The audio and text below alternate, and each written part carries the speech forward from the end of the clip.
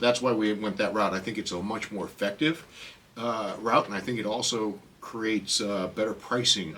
You don't necessarily need to have full on-site staff. What I do think is very important to have, though, on-site is if you're really thinking about starting your own brokerage, you have to really step back and say, why do I really want to do this? Welcome back to the channel, everybody. Today we're going to be doing something a little bit different, and I want to talk about the steps you have to take to open your own commercial real estate brokerage company. For that, I've got my business partner, George Pino. We own Commercial Brokers International in Los Angeles. We've been around since 2005. yes. That was a long time ago. And we made some mistakes, and I want to teach you how not to make those mistakes. So, George, thank you for coming on today. Thanks for having me. Let's dive right in. Okay. How does somebody want to get started as a commercial real estate brokerage right now? What are the first steps? I mean, really, just like any other business, I think you have to really identify the need. And part of that need is going to be your niche. Where are you going to be able to differentiate yourself compared to every other brokerage out there? Because you want to have those clients coming to you and identifying you as the penultimate person or company to go to for that niche. Okay. Then as you can take control of that niche, you can then expand out and grow and expand your services, offer some additional services, whether you might start off as a retail specialist, but then you can bring in other people doing multifamily as well as office or industrial. And what that does for you as a company is it allows you to really focus on what you do best and not really dilute the message you're trying to get out to your clients initially. Now, as you grow, you can then add on those services as I suggested. So, that I think is the first and foremost step, followed immediately after that with the business plan. Mm-hmm.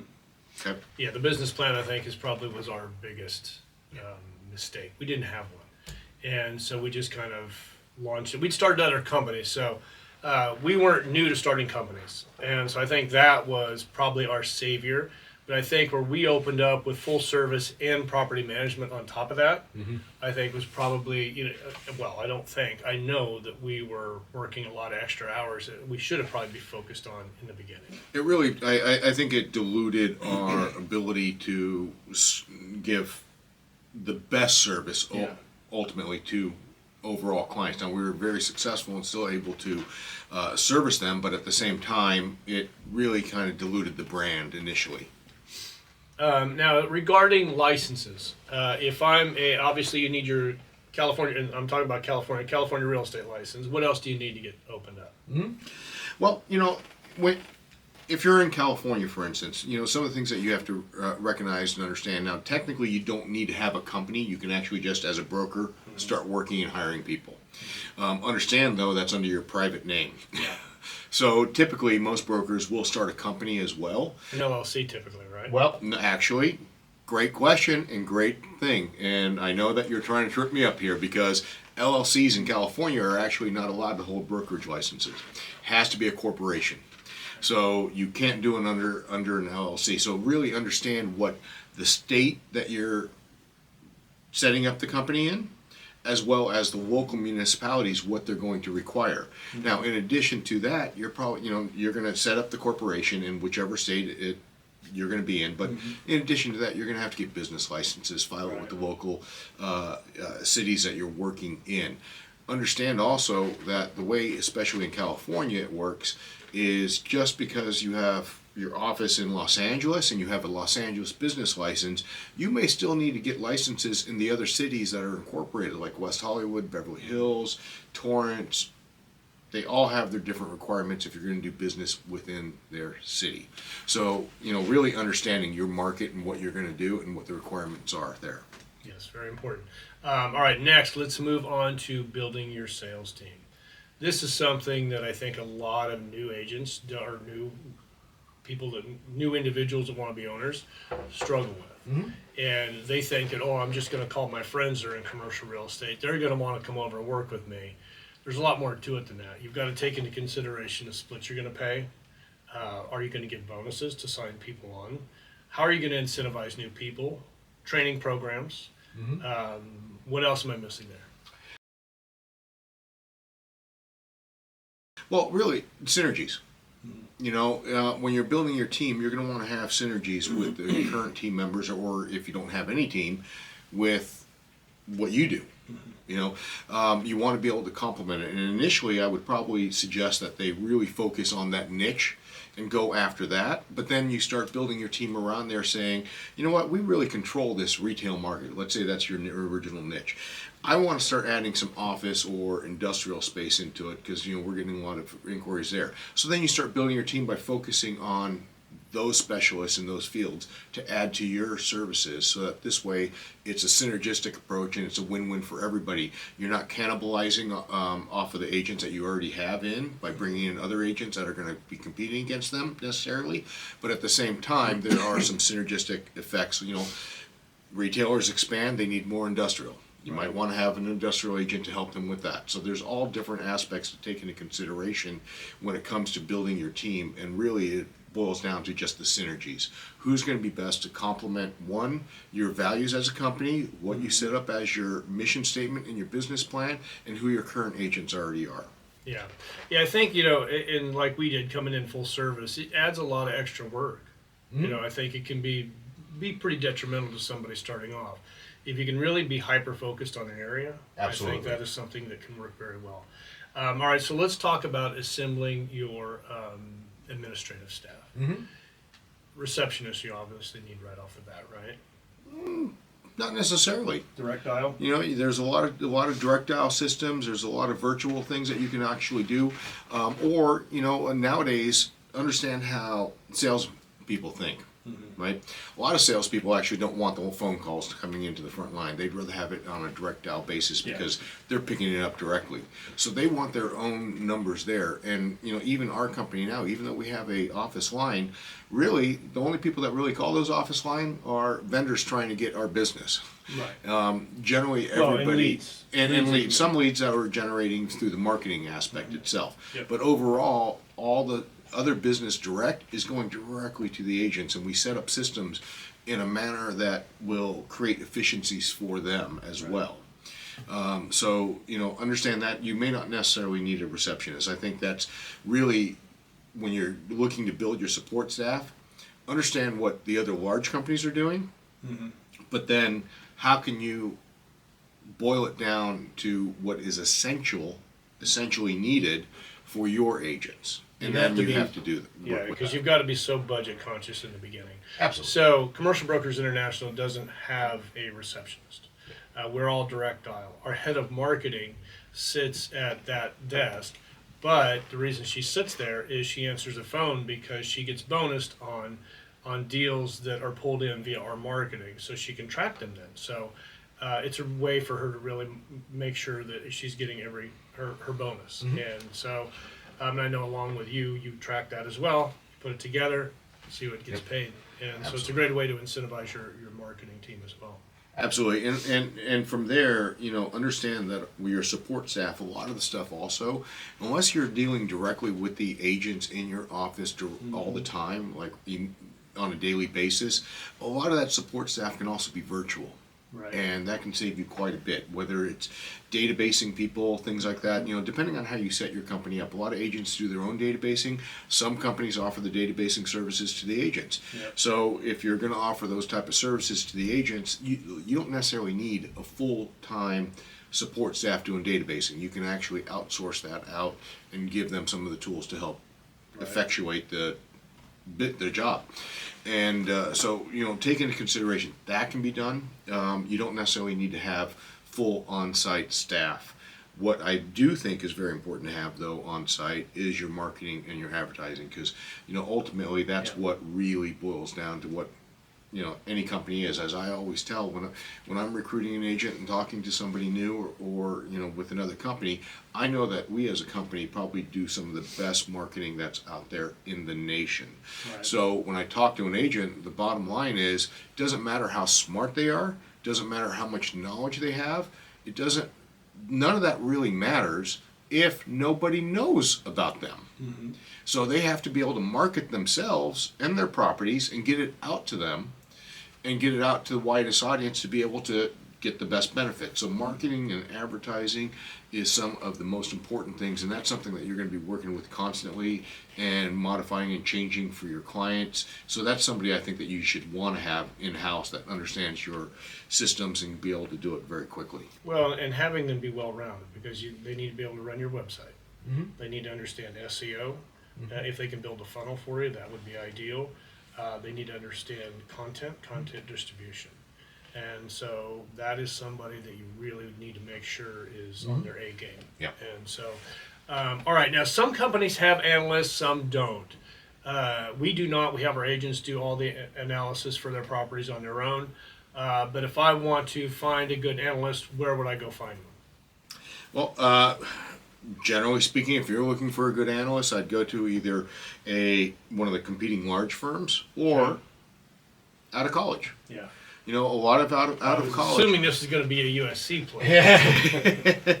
Well, the USC Real Estate School really kind of focuses on development and infrastructure and building and civil engineering stuff. So, but on the analytical side, you know, there are people that are graduating with economist degrees, you know, economy or math degrees. Those actually can make some great analysts. Really, though, what you want to understand, though, is if you have all the other tools available to you and you invest in that, you may not need an analyst on site. I mean, I have spoken to other owners of some larger firms that had full-time analysts on their staff, and they ran side-by-side comparisons of what the analysts put out for their predictions, as well as what has happened in the last quarter, versus one of the other repositories that we can easily pull it up. And they found that the numbers were just a couple percentage points different. So the differential was really within the scope of error that you could expect. So they actually ended up getting rid of all their analysts because of that, because they're already paying for these tools and resources that are available. And I think that's what's leveling the playing field a lot for across the board, and has been for the last 6-7 years. I mean, I remember when we got into this business, it was microfiche. Yeah. You know, our data was microfiche. So it was extremely difficult to be able to aggregate a lot of that information and figure it out, and it would take a lot of time. So you'd have to have an analyst. Now, really, to get the same data that I would spend a week or two 30 years ago doing, can be done in half an hour with a couple pushes of the button. Yeah. So, you know, I think the AI, but also the data that's been aggregated with all these different companies that have merged into the commercial real estate field in the last 25 years has really changed the way that the businesses should be operating and doing. And it also boils down to, and one of the reasons that we decided to have the agents do the analysts is, you know, early on I was talking to an agent recruiting them, and they said, well, who goes, you know, we asked if we had analysts. I said, no, the agents do that. And his response was, well, who goes to the listing appointment then? And I said, well, the agent talks about that at the listing appointment. He goes, well, I don't know how to do that. And this is a gentleman that was in the business for 10 years. And I said, well, what do you do? He goes, I bring my analyst with me. I said, and to me, that is counterintuitive in that you have an agent who's going to represent the owner on a property, and yet he doesn't understand all the analytics or the analysis of the property. He's just regurgitating what an analyst has said. So that agent is your first point of contact, boots on the ground. If anything, they should be the one that knows everything about the property. The analyst should be backing them up, but they should be refining that analytical with what is current in the market today. Yeah. So that's why we went that route. I think it's a much more effective route, and I think it also creates better pricing opportunities for the broker itself, because they are the ones who ultimately know what's happening right now. I do think AI is going to play a big part in this. And, you know, I'm talking to a guy the other day that's actually, I'm going to have him on the show. I'm shooting a new video with him, I think, tomorrow. And the disruption that's coming and it's coming a lot sooner than I was expecting, according to him. So I'll be anxious to see how the video goes. But one thing I want to touch on is the training. You know, that's one thing that we do as a company that is above and beyond what most companies do. So we do training 8:30 in the morning, every morning, 5 days a week. And that goes for about 45 minutes to an hour.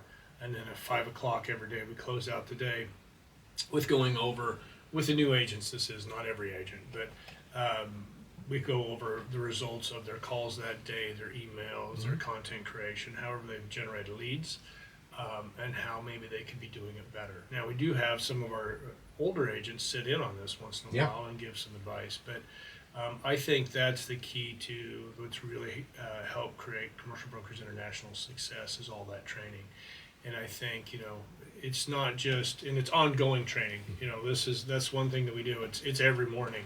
And so, but it also changes. We do new agents stuff for a few weeks, and then we add on some more experienced agent stuff, so they come back in and kind of refresh. But the younger agents are sitting in there too, so they can learn it as well. So I think training is something that a lot of companies, especially when they're starting off, don't think about. No, not at all. But it's also if you're going to be one of the managing partners or running the company, what you also have to think about is it has to be more of an education focus, not just training, but education focus. Meaning, and what I mean by that is, almost every day you or I get asked a question by agents, and some of them are senior agents. And because the bottom line is, I know for a fact I learn something new almost every single day, and still in this industry. And I love that. That's what I love about this industry, is that the growth and the changing, from what, like I said, from when we originally started off doing microfiche to doing AI. I mean, who would have thunk, right? 25 years ago, just 25 years, not much. So the focus has to be about, like, when you get a question, the easy response for the owner is, oh yeah, here, and just give the answer. But really, when you're starting a company, it has to be more, not so much of just get the answer and move on. It has to be like, what? That's a good question everybody should know. So let's set a time and a class for that. Let's do that in half an hour, 20 minutes, maybe a 10-minute class even. So you have to break those out, because now you're getting synergistic effects. One person asked that question, and a senior person perhaps, but you're teaching it to everybody, not just that one person. So it's creating that whole education philosophy or mindset, so people are starting to look that way and look at their business that way as well. So it's not just, here's what we do, but also here's how we're going to do it, and here's why. And it's about creating the synergy so that everybody does more business. I think, I don't have data to prove this, but I think that's why our agents that are working in our office are generating more revenue for themselves than agents that are working from home. Yeah, a lot of the agents, we have some good agents working from home that actually do quite a bit of business, but they're kind of flatlined. They haven't really grown their business that much. And we're seeing the biggest growth with our younger agents inside. Now, part of that is because they are younger agents. They're going to grow, much quicker. So, but at the same time, looking at the type of growth and how quickly they're growing and expanding and trying new things, a lot of that, I think, has to do with that training, because they are in-house, but there are, and I keep using this word, but it's so true in this business, is synergies. There are a lot of synergies to having another agent right next to you can bounce ideas off of, or managing partner, or even just talking about a deal, like, oh, this is a really good deal. I don't have a client for it, but you know what? The agent right next to you might. And if you just talk about it and you're open about it, and that's the type of mentality or company culture that we want to foster, which goes back to the business plan. What's your mission statement? What kind of company are you going to foster? The culture is going to be that cutthroat, 1980s, go, go, go, close them, keep closing, or is it going to be... Coffees for closers. Coffees for closers. Or is it going to be something that's a little bit more, supportive, so to speak.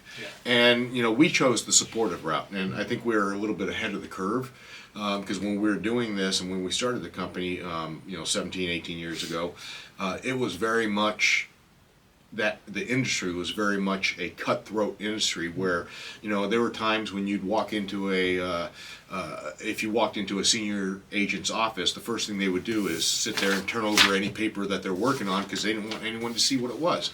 To me, that doesn't really foster education. It doesn't. It's just too secretive. Yeah, So I really, agree. it's that company culture going back to that business plan itself to create the whole synergies. Well, people want to be around people they want to be around every day. So you have to have, and it's top down. So if the CEO, the COO, if they're not fun to be around or they're not really productive in the workplace, it filters down.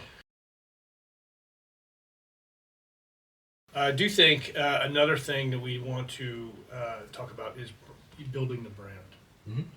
I think as commercial real estate brokerages, that's something we haven't really thought about in the past, but you're seeing that's really getting to be a hot topic. And, I know Commercial Brokerage International has been kind of leading the way for a lot of years on this. I know that we've been Mhm. working on SEO and all of our marketing since almost the very beginning. And we were doing SEO before people even were talking about it. That's in part because of the Yeah. people that we hired, right? We didn't really know about it. We got lucky. Exactly. And I think this is going to be one of the biggest tips for people looking to start their own commercial brokerage company. Don't just look for within the industry itself. I mean, if you're looking to actually disrupt something, you're going to have to bring people from other industries in to help you to understand that. So, your case in point, when we saw video going to, taking over as far as some of the SEO and marketing tools and social media and things like that, instead of hiring a commercial real estate marketing person that news video or was learning video, we brought somebody in from HBO that could show us how to do video. When it came to the SEO stuff, we hired somebody who had his master's degree, not even in marketing, it was the applied psychology of marketing. So we changed all of the colors, all the looks, everything on our website, all the SEO stuff to generate the feelings or the empathy that we're trying to generate with our client base. From there, our newest marketing coordinator right now, she has her master's degree in the social media marketing, because we see that as taking over a large portion of the marketing and traditional marketing efforts. So we're bringing in people that are not necessarily real estate people, because real estate can be trained. I mean, what we do is not rocket science. Not by any means. But we can't expect that the people that were in real estate already that have been doing this type of marketing for the last 15, 20 years just to change their spots at a dime because something's changing. So instead, bring in the professionals that can really help your company boost themselves and their presence. Yeah, branding and marketing. You need to have the Absolutely. people that really understand it. I think every company needs somebody that's a bit of I use this word lightly, a disruptor. They need and this isn't the core team, I don't think. It's somebody that is looking out for the company. What can we be doing better? You don't want the people that are working every day to be taking time away from them. But there's got to be somebody within the company that is looking we could be doing this a lot better. Oh, here's a new technology, we need to be trying that. If you look back at history, you're going to find that almost every successful company has one of those people. And so that is something you really Yeah. want to take into consideration when building your Absolutely. your team. Now, let's stick on marketing here real quick. I think that the traditional marketing on social media is becoming kind of stale right now, and I think AI is really going to disrupt that. I think what's coming with AI is going to have to be really, you're going to have to be on your A game, and you have to understand the way AI works. Absolutely. If you don't understand AI, because it's going to affect the back end, it's going to affect transactional daily work, it's going to affect your marketing, so it's going to affect everything. All aspects. And Absolutely. so if you're putting your head in the sand about AI, you're going to get missed. Absolutely. I think that, especially if you're trying to build a business or build something, I mean, there are going to be agents out there that are older agents, more senior agents that have their book of business that are going to be able to continue that book of business, maybe even grow it a little bit and maintain it, because ultimately it's still a relationship business.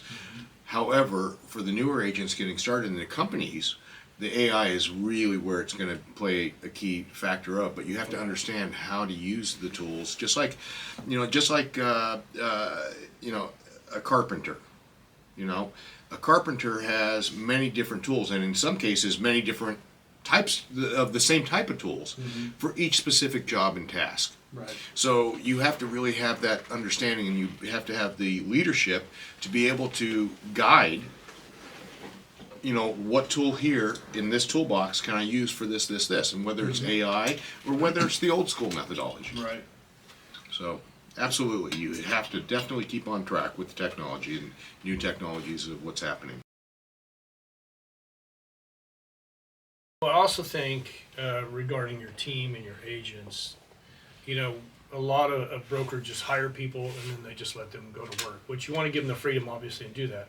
But you also want to evaluate where your agents are at least I would say every month you want to look at, this is the people that really created revenue this month. And if you have an agent that doesn't create revenue for a good number of months, then you want to go back and revisit, go, hey, how can I help you generate more revenue? And I think you have to also monitor your employees going and sit down with them every 60, 90 days and go, okay, what can we be doing better? I think you got to have that open dialogue, not with your team not with just your agents, but your administrative staff as well. Well, I think that's well put. I think even more so, it'd be really nice if you can empower your employees so that they don't feel scared to try new things or bring new concepts and ideas to yourself. You want to really have them and keep it, again, goes back to the company culture, but you want to have it so that because it's almost impossible for one person to do all of this. So you want to have other ideas that are coming in that you can try and utilize and see and, hey, this is something that what this company's doing. Maybe it's something we need to incorporate it. Or having, a senior person take another set of eyes on it that may be a little bit more operations and say, ooh, I can see all kinds of efficiencies if we go with this versus what we currently have. So it's all about bringing and empowering the employees and the agents to be able to approach the ownership of the company to talk about new ideas and new concepts and new things that they may want. Now then, obviously, you can't be an open pocketbook. Right. And whenever someone says, let's try this, open it up, you're going to have the leadership that's going to be able to take a look at it, understand whether or not it is the efficiencies or the benefits that the new items create outweigh the cost of those new items and time commitment. The power of why.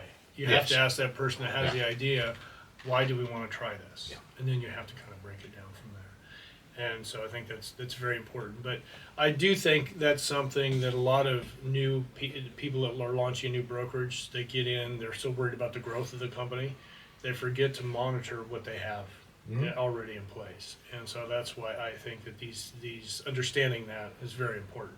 So, all right, what did I miss? I think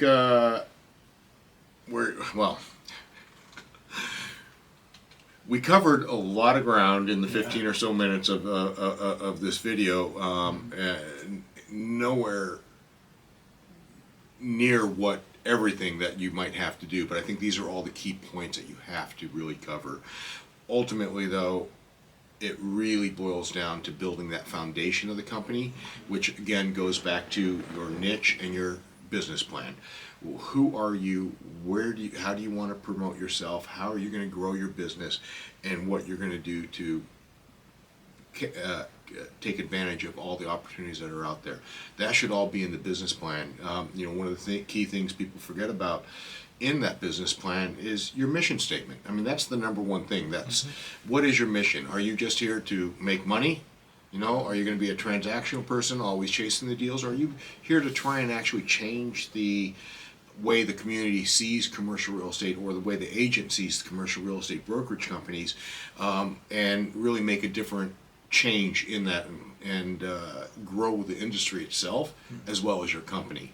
So really you want to decide what you're going to do, and that's the foundation. And from there, it'll allow you to springboard into everything else that we talked about. Yeah, I think if you're really thinking about starting your own brokerage, you have to really step back and say, why do I really want to do this? Yeah. Because if you think you're going to make a bunch of money, You're not. you're not going to. not unless you build a powerhouse company. You are going to be dividing your time between your business transactions, and you have to think, if I don't grow my business, if you're doing the same size deals now, or from 5 years ago or 10 years ago, and you haven't grown your business, you're not doing it right.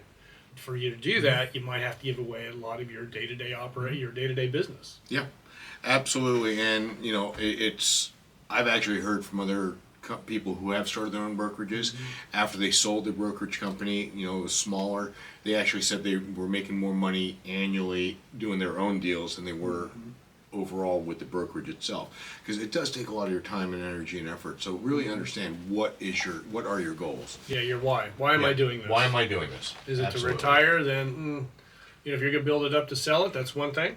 But there's going to be a lot of sacrifice in between. But now, I don't want to give anybody a bad taste in their mouth. I do think it's a great way to create a living. But, you've got to really focus on building the right team. The team is the most important aspect. And we can speak to that. We probably have the lowest turnover of all commercial brokerage companies in our area. But we still have, it's pretty good turnover. Yeah. And, we put a lot of time. It's a tough business. Yeah. We put a lot of time and investment into people. And if anything, we're probably a little bit guilty of being a little too lenient. And so, that's one thing, is maybe don't be as lenient as we have been in the past on people that are not producing. Yeah. Really try and give them the help to get them going. But if they just don't get it, and not all of them will, it doesn't make them a bad person. Just means that, this is. They should be doing something different. Yeah. That's all it means. Yeah, and they'd probably be happier doing something else. So absolutely. Thank you for coming on today, George. I appreciate it. I think there's a lot of insight here for somebody that wants to open their own commercial real estate brokerage business. You're welcome. So, and for those of you watching, thank you very much for taking the time to watch today. If you could, please give us a like. Do not hesitate to reach out with questions. Put in the comments below. We will get back to you. And if you haven't done so, make sure you subscribe.